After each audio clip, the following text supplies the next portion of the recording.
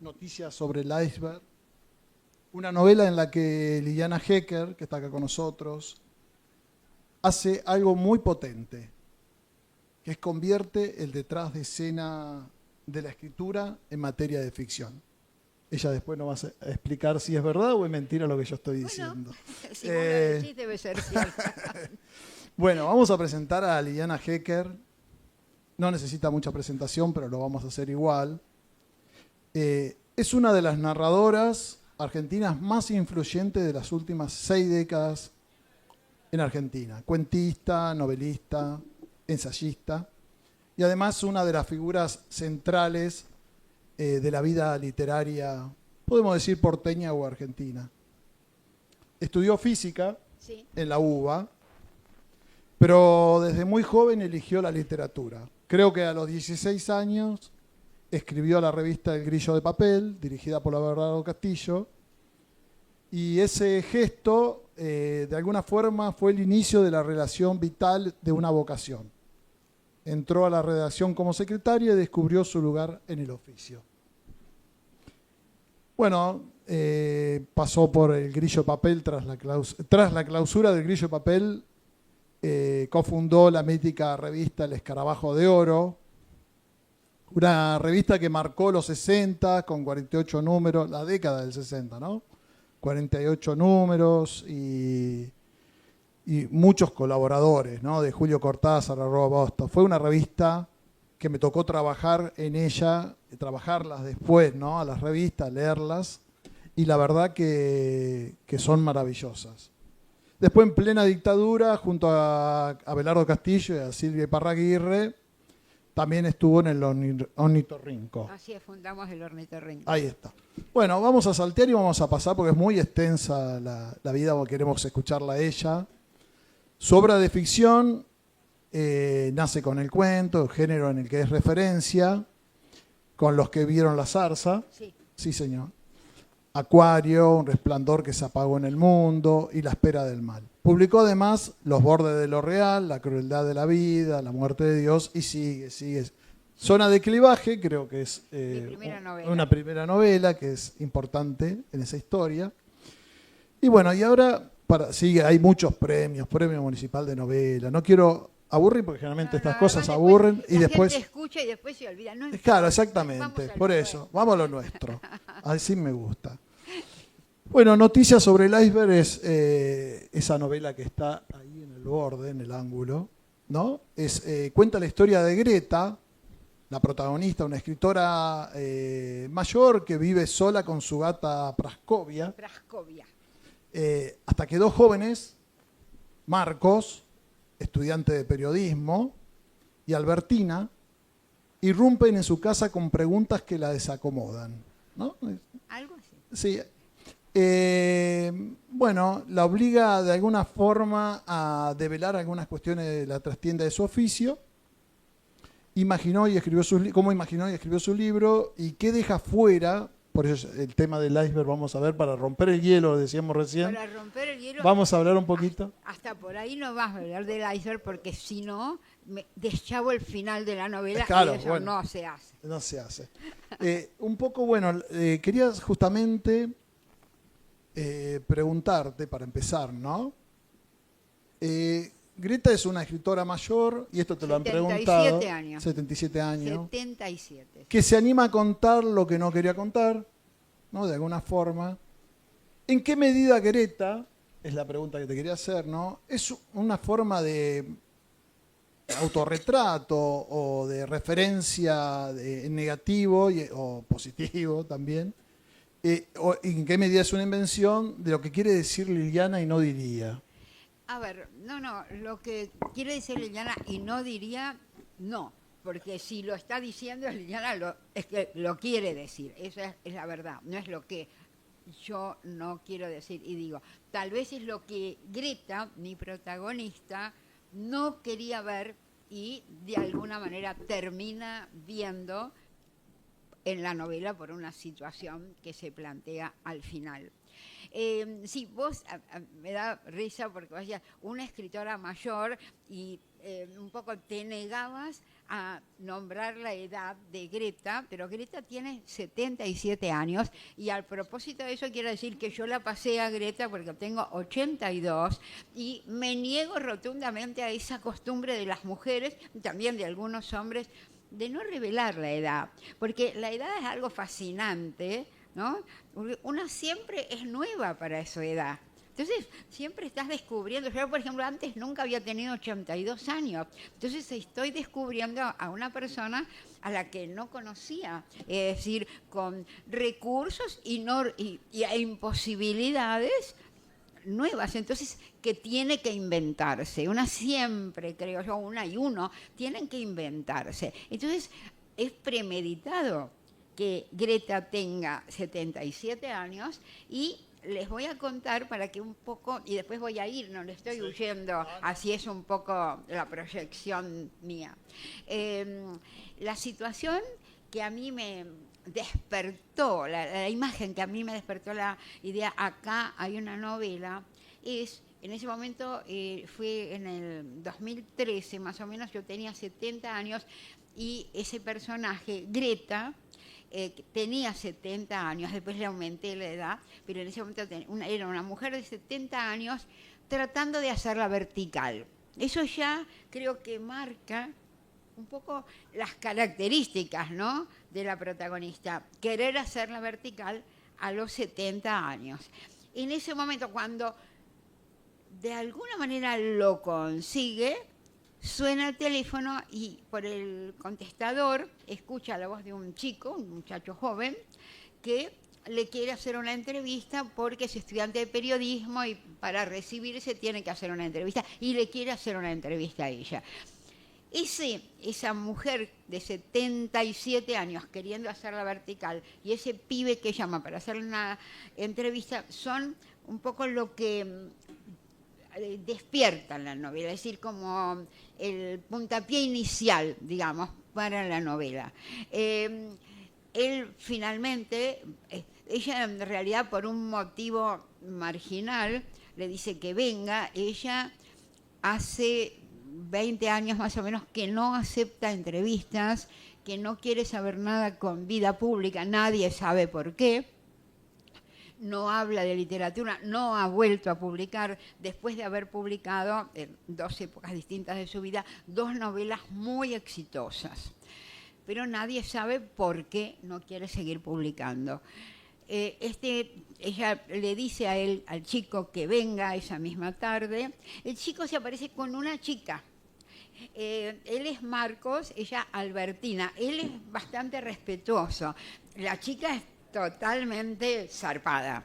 Entonces, ese encuentro es uno de los temas que a mí me importan mucho en la novela. Ese encuentro, desencuentro entre 2 generaciones muy alejadas.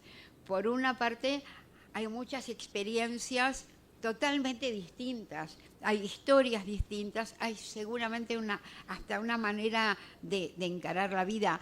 Hay músicas, por ejemplo, hay canciones o dichos que conoce Greta y que para los chicos son perfectamente desconocidos. Y al mismo tiempo, por supuesto que hay encuentros, hay ciertas emociones que se tienen ahora o digamos las emociones que puede tener alguien en la adolescencia o en la juventud descubriendo la vida no difieren mucho a lo largo de los años. El ámbito puede diferir, pero hay ciertas cosas, ciertos deseos, ciertas frustraciones que no cambian tanto. Entonces me interesaba mucho, ¿no?, es decir, ese diálogo que a veces es medio ríspido, ¿no? Hay momentos hermosos y hay momentos de enojo, y a mí me importaba eso. Por otro lado, sin duda, el querer hacerle una entrevista, les aviso una cosa, y eso lo descarté de entrada, por una cuestión de experiencia en la escritura, la novela no es una entrevista. Yo creo que una novela que fuera una entrevista sería un plomazo. Y a mí me gustan las novelas en que uno dice todo lo que necesita decir. Las novelas sin duda comunican y movilizan, pero al mismo tiempo yo aspiro a que un libro como los libros que a mí me gustan, uno la empieza a leer y después no quiere largarlo. Entonces, para mí tiene que tener una trama y tiene que tener un interés. No es una entrevista, es lo que despierta en Greta y también en los chicos, ¿no?, ese proyecto de entrevista. Greta se va a encontrar con su historia y con aquella historia que tiene tapada. Eso a grandes trazos vendría a ser por lo menos la motivación de Noticias sobre el Iceberg. En la novela aparece, en la novela, aparecen estos personajes, como vos decís, pero también aparece una voz interna, ¿no? Sí. Muy severa, es la enana jodida. La enana jodida. Si querés contarnos un poco sobre esa voz, es una especie de editor interno, digamos. Eso es una enana jodida. Es decir, interfiere. Es decir, Greta está pensando algo o les está diciendo algo a los chicos y la enana jodida que ella tiene adentro se le mete y le dice, dale. Continuamente le está cuestionando, ¿no? Les digo, para más o menos meterse un poco en la historia del proceso creador, la enana jodida se me metió a mí durante la escritura. No estaba proyectada, ¿no? Pero enseguida que empiezo a escribir la novela, se me mete esa voz, ¿no?, que la cuestiona. Yo creí que se me metía ahí y chau, en un momento. Y después se mete más.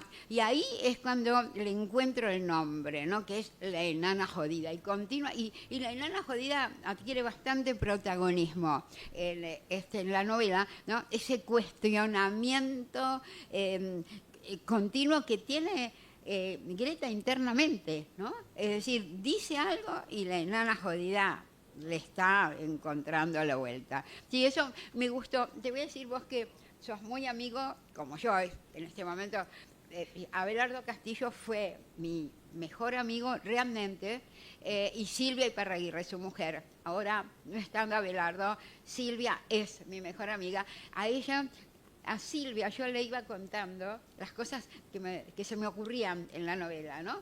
Yo le iba contando, ella es la que mejor sabía lo que yo iba escribiendo y lo que iba descubriendo escribiendo la novela. Y me encantó cuando ella fue mi lectora. Y siempre la leyeron algunos que fueron alumnos míos. Yo confío mucho en el juicio de mis alumnos porque sé que saben criticar. Entonces yo cuando termino algo que me importa, se los doy para que me digan, es decir, qué cosa puede no funcionar, etcétera. Lo leyeron ellos y mi lectora, de alguna manera, mi primer lector es ese señor que está ahí tan bonito, tan buen mozo, que es mi marido. Él lee todo lo que yo acabo de escribir. Como es muy lector en general, es muy buen lector y confío en su juicio. Y la otra lectora que yo tengo, que ya la lectora más literaria, es Silvia Iparraguirre. Y Silvia, que estaba muy entusiasmada con la novela, cuando me dijo una frase que a mí me encanta, me dije, soltaste amarras. Y es cierto. Y yo creo que con esta novela, y ahí voy a ir a lo que me preguntaste, Carlos, sí, con esta novela, de alguna manera solté algo que todavía, por eso les digo que uno siempre descubre cosas con el paso de los años, solté algo que tal vez todavía estaba un poco agarrado, y lo de la enana jodida, por ejemplo, que se me cruzó y me gustó, ese cuestionamiento, realmente me cayó muy bien. Y lo otro que vos decías, si es una proyección mía, en parte sí, incluso yo le di, muchas veces cuando escribe, por supuesto, una es la persona que mejor conoce y que tiene más cerca. Entonces, muchas veces uno pone anécdotas propias en sus personajes. En este caso hay varias anécdotas mías, de mi propia historia, que las cuenta Greta como vividas por ella. Y en muchos aspectos sí se parece a mí. Pero en su historia, la historia de Greta es más solitaria y más desesperada que la mía. ¿Por qué? ¿Qué le ha faltado a la historia de Greta? Algo fundamental, las revistas, ¿no? El Grillo de Papel, el Escarabajo, el Ornitorrinco. que en mí fueron parte de mi proceso creador, y lo que tiene de maravilloso hacer una revista, que es el trabajo de un grupo, y además tiene una novela, uno puede estar escribiéndola años, entonces recién después de esos años de trabajo va a ser leída. La revista tiene algo inmediato, es un diálogo inmediato con el lector. Entonces, lo que no tuvo Greta y yo tuve es la revista. Lo que tampoco tuvo Greta es al señor de ojos azules. El señor de ojos azules aparece en la vida de Greta, pero no se anima a la convivencia ella. Yo me animé hace 42 años y estoy muy contenta. Por eso les digo, la vida de Greta, o la manera de ser de Greta se parece a la mía, pero la vida de Greta es más desesperada y más solitaria que la mía, porque le faltaron la revista y el hombre de ojos azules.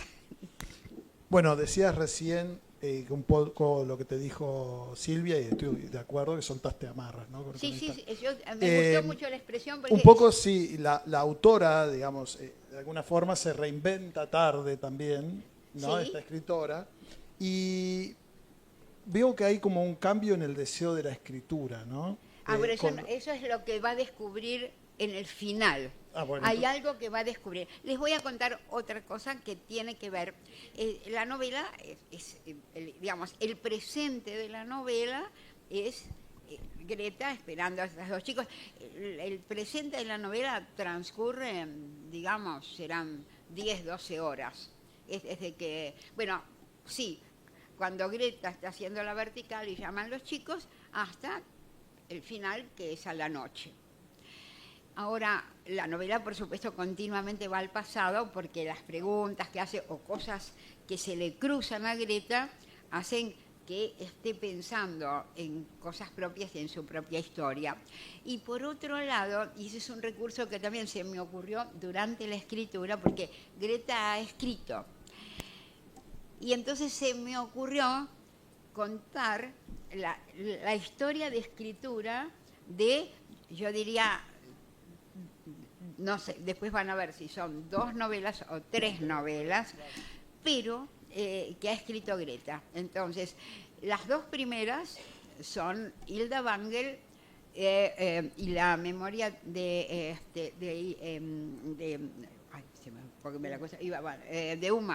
Uma.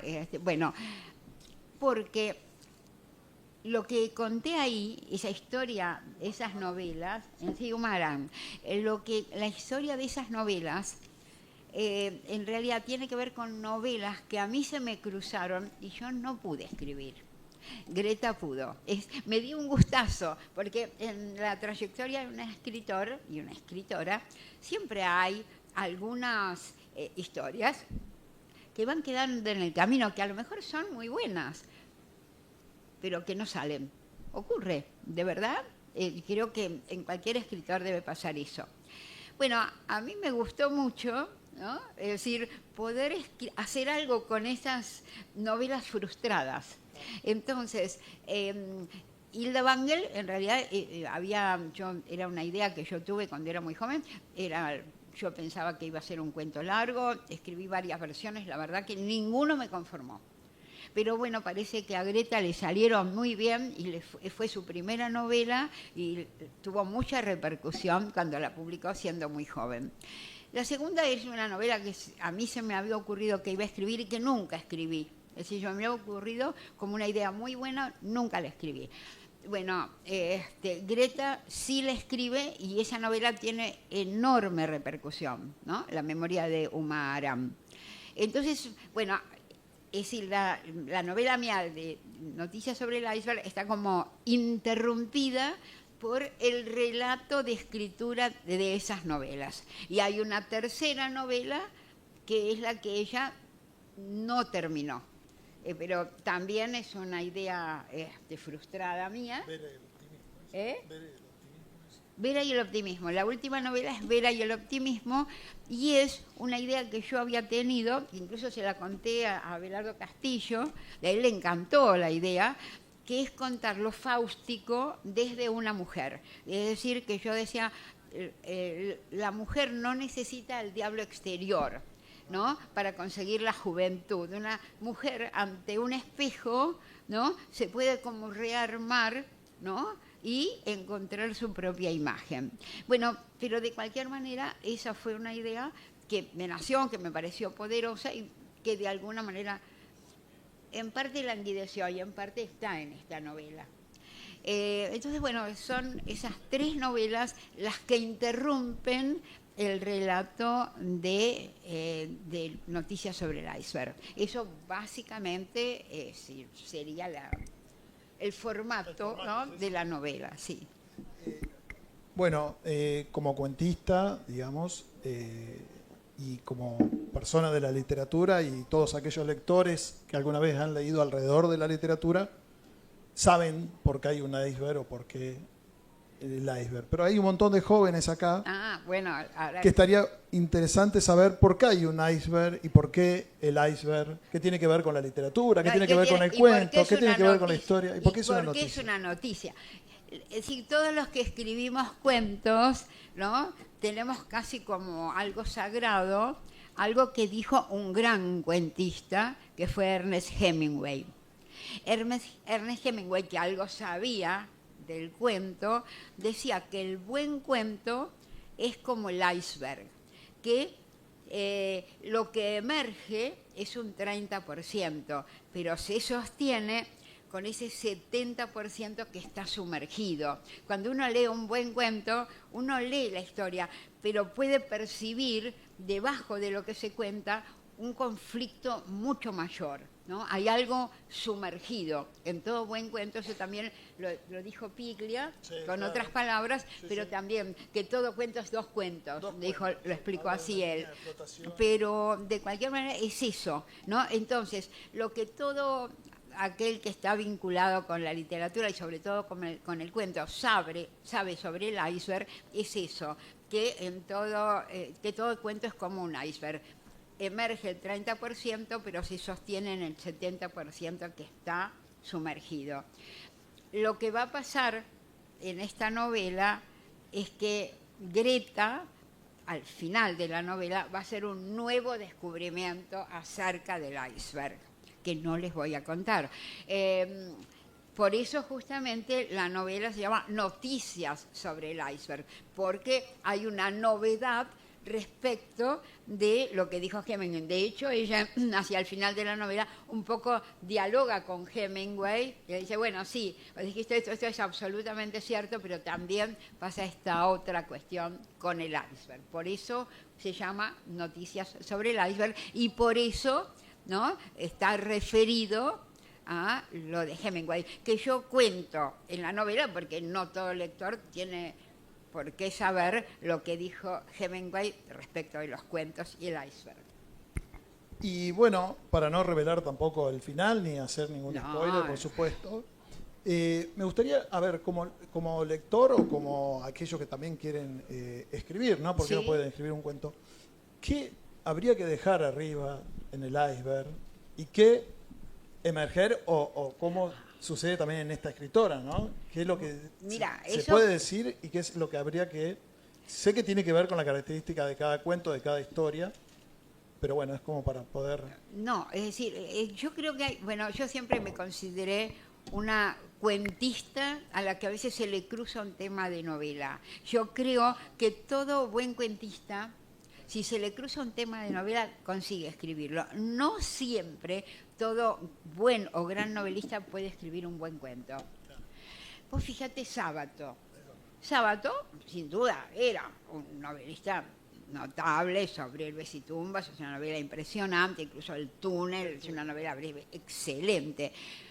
Sábato nunca, creo que una vez en un libro que sacó Jorge Álvarez que se llamaba Crónicas del Pasado, escribió un cuento malo. Es decir, Sábato no servía para escribir cuentos. Un cuentista, ¿no?, si se le cruza un tema de cuento, de novela, puede escribirlo. Un ejemplo es Abelardo Castillo. Abelardo era esencialmente un cuentista cuando se le cruzó el tema de lo que después iba a ser Crónica de un iniciado, ¿no? En mi caso, por ejemplo, yo siempre digo, y le digo a Silvia Iparraguirre es una novelista genuina, tiene cuentos excepcionales, pero es novelista. Yo siento, porque un poco cuando uno es amigo, ¿no? Entre los escritores amigos, bueno, uno va viviendo el proceso del otro, ¿no? Y Silvia tiene una manera de escribir una novela como una novelista, como uno se imagina que, es decir, como se lee una novela, no sé, si va tramando una historia, ¿no? A mí se me cruza una idea, que puede ser la idea de un cuento, pero se me expande. Entonces, en algún momento, es decir, va creciendo y tengo el material y lo voy construyendo con el rigor con que construyo un cuento, Claro. ¿no? Pero es una manera de escribir que es de cuentista para mí, no es de novelista. Nada más que me empiezan, que yo lo viví por primera vez cuando empecé, se me cruzó la idea de un cuento, ¿no? Que después me pasó algo muy curioso, ¿no? Se me cruzó, yo tenía 21 años, estaba leyendo una obra de teatro de O'Neill y una frase me sugirió un cuento. Me agarró un embale total, ¿no? Tanto que empecé a escribir de mañana. Yo, en esa época, todos mis amigos escritores eran noctámbulos y un poco ojerosos, y yo la verdad que era bastante saludable. Yo quería ser noctámbula y ojerosa, pero cuando me embalé con ese tema, con ese cuento que se me había cruzado, me embalé tanto que me levantaba tempranito y escribía muchísimo, y ahí me di cuenta que yo soy una escritora diurna. Entonces, que en realidad ser diurno o nocturno no tiene nada que ver con lo bueno o malo que puede hacer una creación. Cada uno tiene su propio ritmo, nada más que lo noctámbulo tiene cierto prestigio, pero yo soy diurna, sigo siendo diurna. Si estoy muy embalada con algo, yo me levanto a las 5:30 de la mañana y a esa hora ¡pum!, soy una luz. Ahora, empezó con la idea de un cuento y me pasó algo muy curioso, porque en lugar de extenderse hacia el final, como suele ocurrir con todo cuento que se precie, me crecía hacia los costados y hacia atrás, ¿no? Yo iba contando cosas del pasado de la protagonista, Irene, y cosas paralelas que pasaban, y me di cuenta en algún momento, cuando ya llevaba como 80 páginas escritas, que eso no iba a ser nunca un cuento. Tampoco me daba del todo el cuero en ese momento para escribir una novela.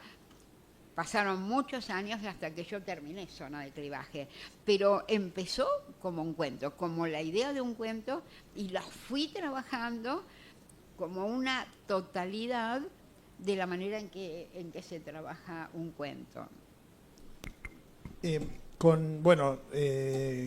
Siguiendo un poco la línea de Greta, ¿no?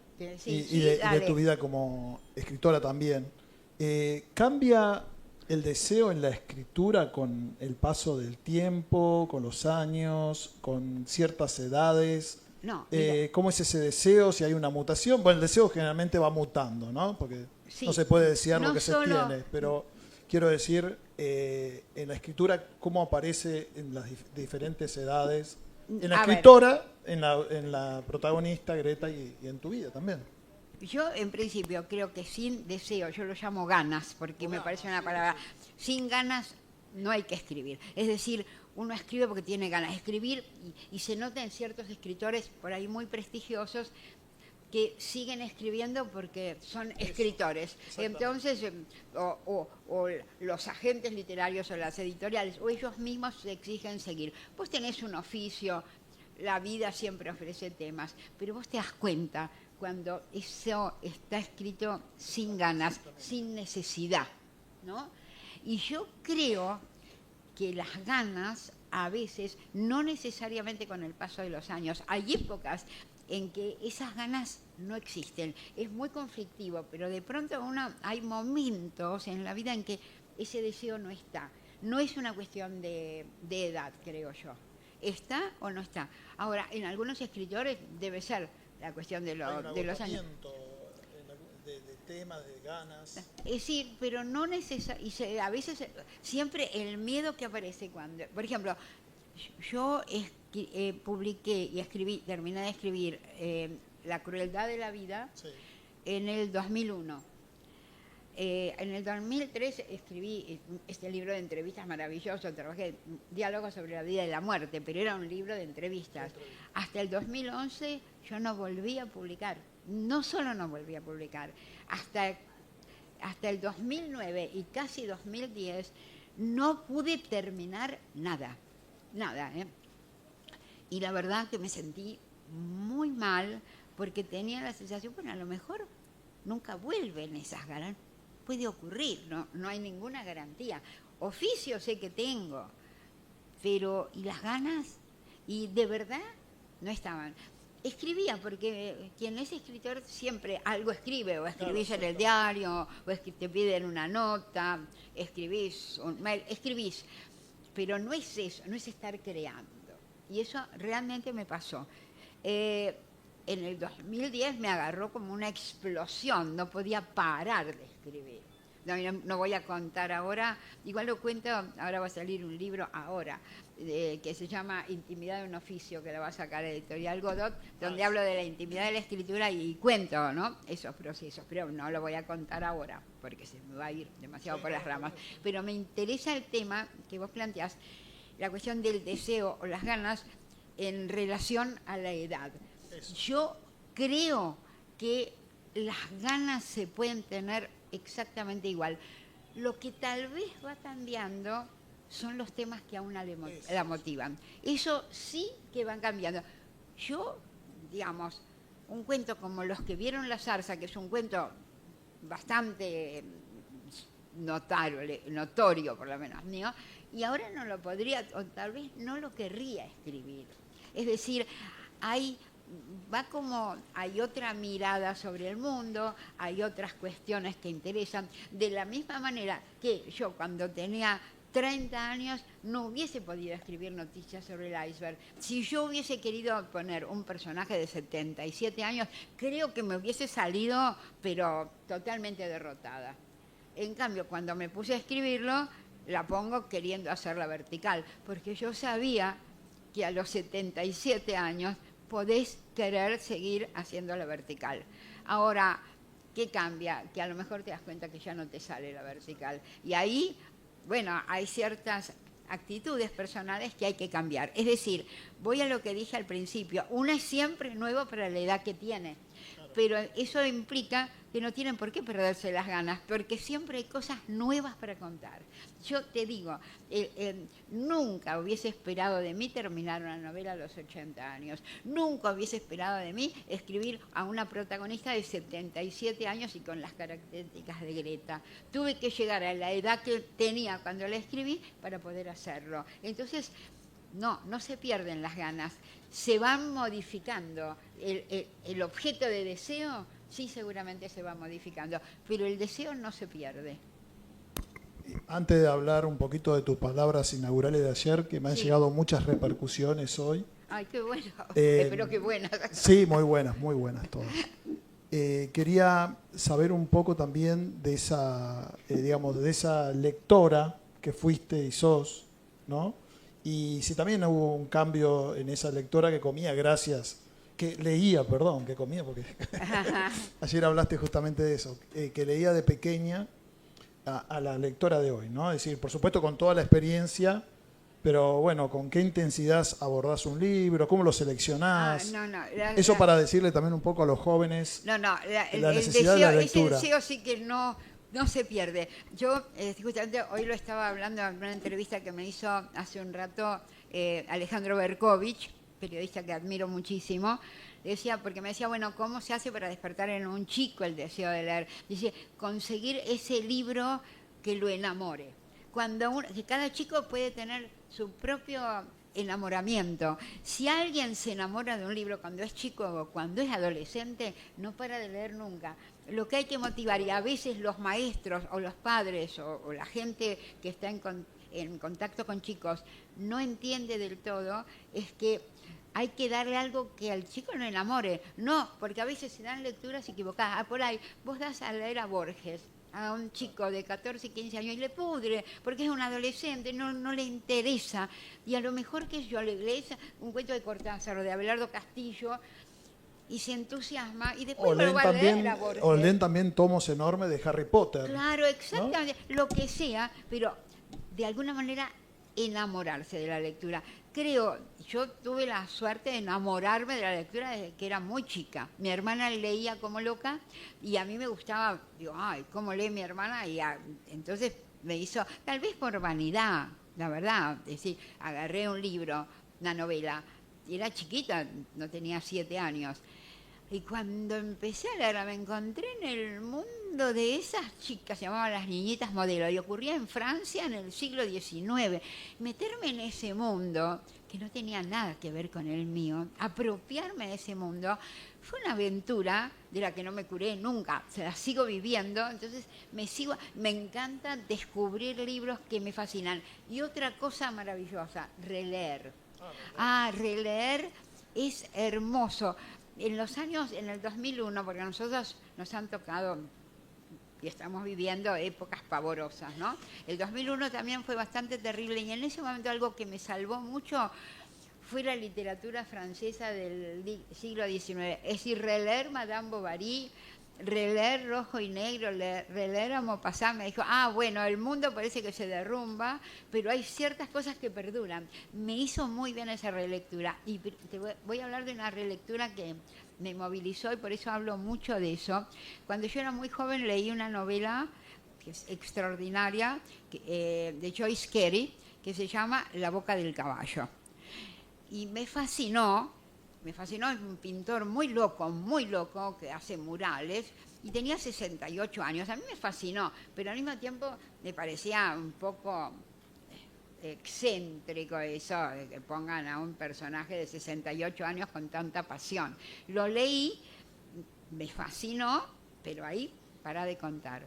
Lo volví a leer hace unos años y la lectura fue extraordinaria, porque entendí la pasión del personaje que se llama Shirley Jackson, la entendí desde adentro.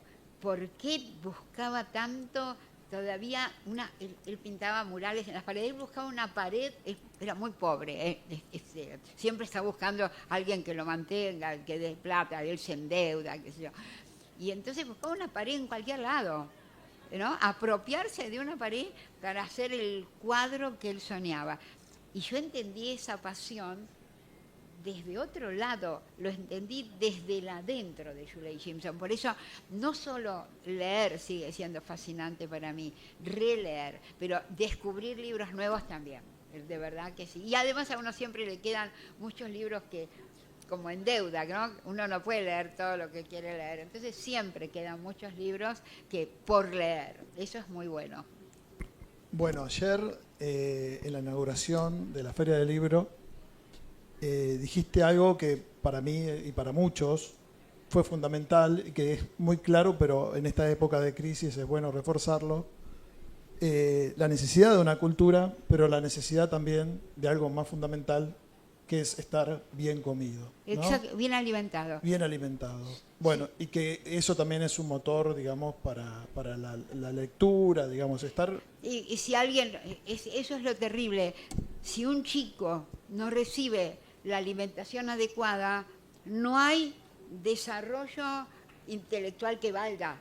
No podés hablar de lectura, es decir, con chicos que no tienen las vitaminas suficientes como para desarrollar su intelecto, ¿no? Es muy terrible y hay una cantidad de cosas que están como pateando en contra, ¿no? de esa digamos, de ese entender, de ese poder de concentración, de poder entender, de poder elegir. La vez pasada nos contaban, ¿no?, que chicos de tercer grado son capaces de leer de corrido y no entienden lo que leen. Eso es muy terrible, es decir, conocen las letras, saben cómo se lee y no entienden lo que leen. Entonces a mí me parece que una buena alimentación, las dos cosas son fundamentales. Una buena educación a la que todos tengan acceso. Yo estoy acá, como lo dije ayer en el discurso, estoy acá hablando con ustedes porque tuve una excelente